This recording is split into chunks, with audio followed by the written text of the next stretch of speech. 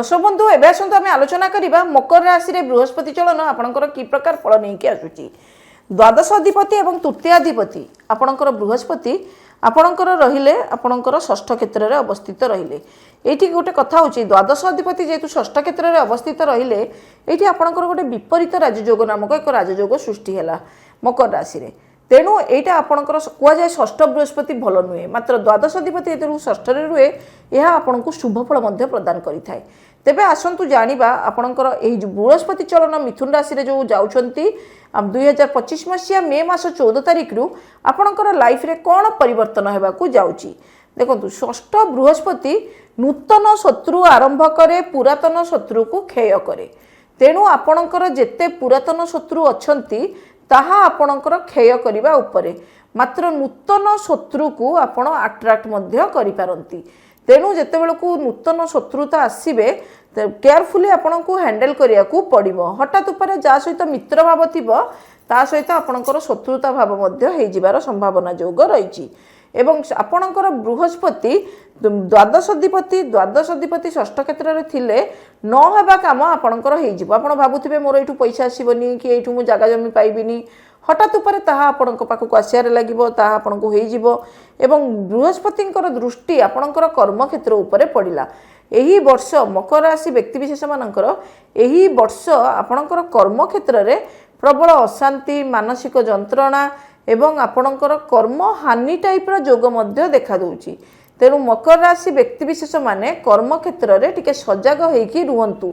कौनसी प्रकार कर्म क्षेत्र में तुर्तुर भाव में कौन निष्पत्ति नियंतु नहीं किंबा जो कर्म क्षेत्र में आपण अछंती से कर्म क्षेत्र में स्थिर मन भाव में आपण कार्य करंतु। जदि कर्म चेंज करिया कथा भाबुचंती अक्टोबर नवेम्बर पर कर्म चेंज करिया कथा भाभी पारंती।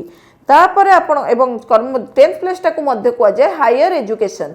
जो माने एजुकेशन लाइन रे अछंती पाठ पढ़िया को चाहुछंती तांकर मध्य किछिटा व्यतिक्रम घटिबो ए हायर एजुकेशन लाइन रे। ता छड़ा दर्शक बंधु षष्ठ बृहस्पति आपणकर सप्तम दृष्टि पकेला द्वादश क्षेत्र को कौन कह जाए आपणकर कह जाए माने व्यय क्षेत्र। एठी बृहस्पति कौन जमती नेगेटिव पॉजिटिव काम करे से भली बृहस्पति आपणकर नेगेटिव पॉजिटिव काम करिवो। व्यय हेबा जगार यह आपन को लाभरे मध्य रखिबो कहीं षष्ठ बृहस्पति दृष्टि पकाउची द्वादश क्षेत्र को। तेणु यहाँ आपणकर नेगेटिव पॉजिटिव फल ये आपन को दबार संभावना योग रही। ता छड़ा आपणकर नवम दृष्टि आपणकर रहिला द्वितीय क्षेत्र को। द्वितीय क्षेत्र में आपणकर कौन है आगुरी से राहु बसिबे। तेणु राहु आ बृहस्पति संजोग फल आपणकर गुरु चंडाल नामक एक योग सृष्टि हम जो थी कि आपण हठात उपरे खर्च परिमाण भी अधिक करदे पारंती। हाँ आग को तुम पैसा आसो भाविकी खर्चटा करदे। तेणु आग हाथ में पैसा आसला खर्च करूँ कि असुविधा नहीं। खर्च कला यदि पैसा को अनेबे से असुविधाजनक हो पारे। एवं द्वितीय क्षेत्रटा को कहुए घर धन जन गोप लक्ष्मी। तेणु माँ स्वास्थ्य स्त्रीर स्वास्थ्य कन्यार स्वास्थ्य इत्यादि प्रति आपणकर जत्नवान मध्य पीरियडटा रहिबे।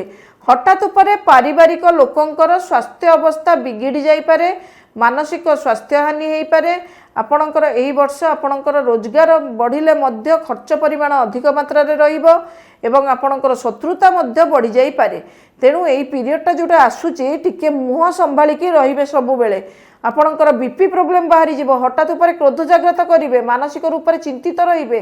तेणु सेटा को मध्य कंट्रोल आपण करंतु देखिबे सेटा आपन को निश्चिंत भाव में भलरे रहिबो। अक्टोबर नवेम्बर मास 2 मास आपन को भल रहउछि। तेबे मध्य बृहस्पति चलन तेबे आगो को तो दर्शक बंधु आमे देखिबा अलगा कुंभ राशि रे केमिति रहउछि।